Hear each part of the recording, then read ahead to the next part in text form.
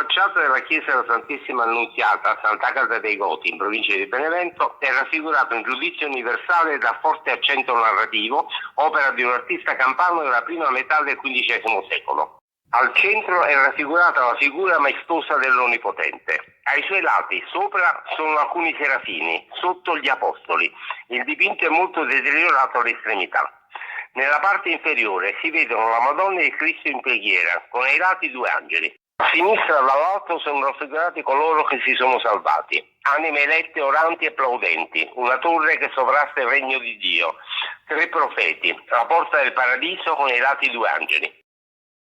Davanti alla porta San Pietro accoglie a destra prelati, dame, cavalieri, gente comune.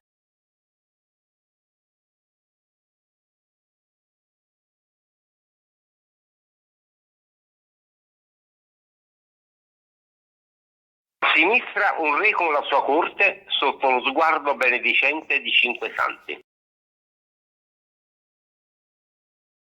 A destra sono raffigurati i condannati alla morte eterna, l'arcangelo Michele e sette angeli che con le lance respingono coloro i quali vorrebbero raggiungere la salvezza eterna.